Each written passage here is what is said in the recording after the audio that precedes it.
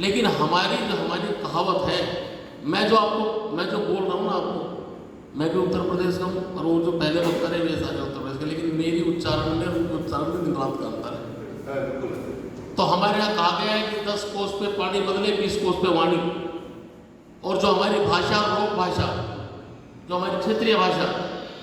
वे भी एक सुंदर चीज़ है, सुंदर चीज़ है। आपका जो प्रोनाउंसिएशन होता है, जब हम हॉस्टल में पढ़ते थे, समदर्शी साहब, जब हम हॉस्टल में पढ़ते थे, सारे खिलाड़ी तो थे ना,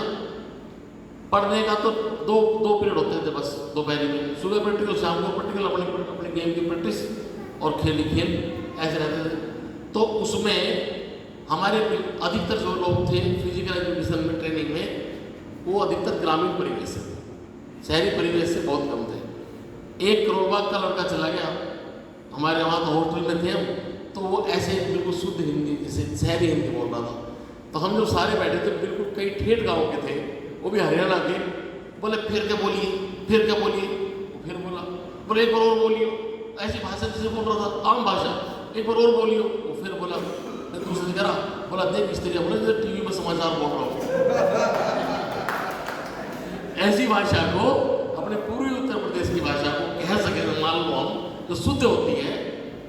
तो उसको कहता कि तो ऐसे बोले टीवी में समाचार बोल रहा हूँ। तो आप जिस स्थान पे यहाँ हैं, इस पलायन को मैं आपको शब्दों में परिवर्तित करके लाना चाह रहा हूँ, गांव से यहाँ तक। पिताजी हमारे बैठे हुए हैं सभा में,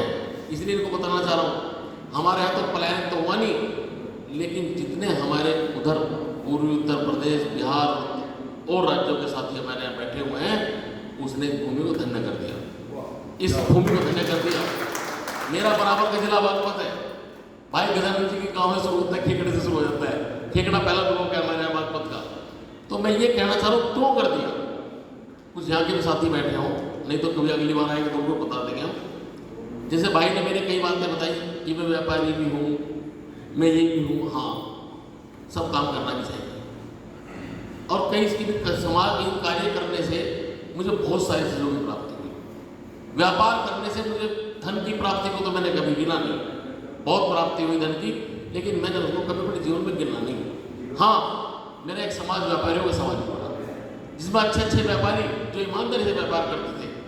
जिन्हें मेरी ईमानदारी पसंद थी, उनसे भी मेरी दोस्ती बनी, तो वो व्यापार के माध्यम से बनी। जब यहाँ पे आया, क्योंकि बराबर का जिला था और ये भी हमारे गांव का रूट है, अभी पीछे हमारा जो एलिवेटेड रोड बन रहा है ना, उसके जब काफ़ी काम चल रहा था, मैं यहीं से निकलता था। जब मैं यहाँ से निकलता था तो हमारे गाँव में भी हमारे भट्टों का व्यापार था, और मैं पोस्ट ग्रेजुएशन करके आया, भट्टा बहुत लड़खड़ा रहा था, तो मैंने सप्लाई शुरू की, और भट्टा 1 साल में बहुत बुलंदियाँ छू गया, क्योंकि हमारा, मैंने सोचा कि मैं उसका तो था नहीं, कॉमर्स का तो स्टूडेंट था नहीं, लेकिन मैंने ये समझा 2 महीने के अंदर कि जिसकी प्रोडक्शन और सेल दोनों हाथ में हो तो कोई मार नहीं कर सकता। तो मैंने उसको भी देखा, और उसमें भट्टे का जो व्यवसाय था, यहाँ भी शायद भट्टे ही होंगे, अब ये जो रोड है भट्टे वाले रोड था, और मैंने यहाँ पे जाके टीला मोड़ से आगे कई गाँवों में जाके मैं बहुत सस्ती अपनी ईंटें तो बेचता था, लेकिन यहाँ भी जब मुझे पता था कि भट्टे वालों की परेशानी चल रही होगी पैसों की, मेरे से अच्छा संपर्क था, मैं 2-2, 4-4 लाख ईंटें या पैसे देकर एडवांस बुक करके चला था, इसी रोड से निकलता था अधिकतर। तो इस रोड पे निकलते हुए भी डर लगता था, मेरे नाम के पीछे यादव निकलता है, मुझे वो डर नहीं था, जिसके नाम के पीछे कुछ चार्ट निकला मुझे डर नहीं था, और पूछ लो कि तो ये बैंक है, तो उन्हें डर नहीं था। बाकी तो जिन्होंने पंजाबियों ने अगर यहाँ भट्टा लगाया तो मदर भैया को बंद की जरूरत थी, तो ये वाला क्षेत्र था।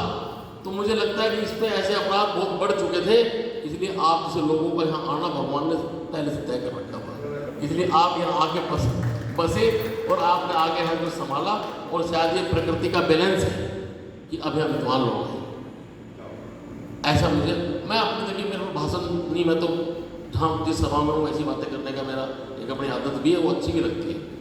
तो ऐसे करके आप लोग यहाँ आए, और आप लोगों ने क्या क्या, जब अधिकतर जो बताया कि हमारे शिक्षक साथी बैठे हुए हैं, आपने दिल्ली के उन बच्चों का जिम्मेदारी लेके यहाँ पे माता पिता के संस्कार, अपनी विद्या लेके, अपनी योग्यता के साथ आपने दिल्ली में जो ये पवित्र नौकरी पाई,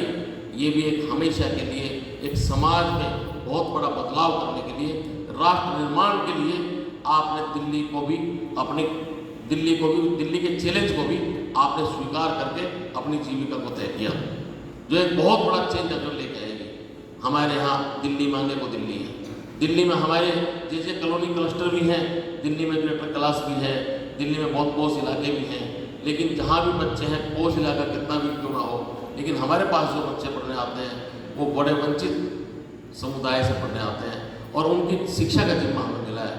आप एक एक बच्चे में जो रंग भरेंगे, जो हिंदी के रंग भरेंगे, अपने विषयों के रंग भरेंगे, तो ये बच्चे देश को संभालेंगे। इन्हीं में कलाम और हमारे बड़े बड़े विद्वान पैदा होंगे। आपने वो दिल्ली में आगे भी चैलेंज स्वीकार किया है, तो मैं आपको आपके माता पिता को, पूरे शिक्षक समुदाय के जन्म देने वालों को मैं उनको नमन करता हूँ कि आप किसी संतान पैदा की जो हम अच्छे क्षेत्र में आए। क्षेत्र सारे अच्छे हैं। आप अधिवक्ता हमारे सुप्रीम कोर्ट के भाई साहब बैठे हुए हैं, मेरा बड़ा बेटा भी शायद आपको किसी पीछे आ जाएगा वहीं पे, अब वो LLB कर रहा है। इस बार एक नई यूनिवर्सिटी खुली है पिछले साल, Indian international legal education and research university, Euler बोलते हैं, गोवा में खुली है। तो उसमें LLB की 12 सीट थी, 2 ही बच्चे लिए। उसके जो चांसलर साहब हैं वो PS नरसिम्हा साहब हैं, सुप्रीम कोर्ट की जस्टिस हैं, वो उसके हुए, तो उसके 2 बच्चों में सिलेक्शन हुआ।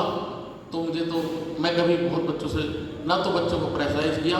ना कभी बहुत ज़्यादा उनके पीछे पड़ा। शिक्षक होने के बाद भी खेल का शिक्षक तक ना कुछ सब्जेक्ट पढ़ा पाया हूँ, और फिजिकल एजुकेशन की तरफ जाने नहीं दिया मैंने। तो इसलिए बच्चों ने अपने आप, हम तो सुख सुविधाएं हमें जरूर दी उनमें, जैसे हम स्कूल में निगाह रखते हैं। मैं स्कूल में भी ये मानता हूँ कि मॉरल एजुकेशन अगर मैंने दे दी तो सारे विषय ठीक हो जाएंगे। मॉरल एजुकेशन पर तो मैंने मॉरल एजुकेशन भी ध्यान दी, और घर पे जैसे शास्त्रों में लिखा गया है कि बच्चे से 6 साल तक प्यार करना चाहिए, खासतौर लड़के से, और 16 साल की एज तक उसको बिल्कुल कसाई की तरह कड़ी निगाहों में परवरिश करेंगे, तो शायद वो कहीं उलझ नहीं पाएगा, कहीं बिगड़ नहीं पाएगा, कहीं स्लिप नहीं कर पाएगा। तो ऐसे बच्चों का चरित्र निर्माण हुआ, और वो अधिवक्ता बनने की तरफ है। और कहते हैं बागपत में पैदा होने वाले को एक घर का वकील चाहिए, कुछ ना कुछ लफड़े चलते रहते हैं, तो एक ना एक घर का वकील चाहिए भी। हालांकि मैं भी बिना डिग्री का वकील हूँ। अगर आप तहरीर लिखवाओगे तो मैं इतनी धारा लगा दूँगा 3 लाइनों में, क्योंकि बचपन से देखा है, उसी परिवेश में पले हुए हैं। तो ऐसा कहने का मतलब है कि हमें जन्म में भी सिखाता है, और सबसे बड़ा समुदाय सिखाता है। मैं तो ये मानता हूँ कि मेरे से भाग्यशाली कोई भी ज़्यादा नहीं हो सकता, कितना भी धनवान क्यों ना हो। मैं ऐसे समाज में, एक ऐसे समाज का मैं सदस्य हूँ कि उस समाज में हर विषय का ज्ञान मिले। आप मेरे पास किसी कुछ फोन आए कि वो फला ऐसा था, वो ये कोई गणित का पूछ लो, मैं गणित वाले से पूछ के बता दूंगा, कोई ज्योग्राफी का पूछ लो, मैं ज्योग्राफी का, मतलब पूरे कोई ऐसा विषय तो नहीं जो मेरे स्कूल में मेरे साथी उसका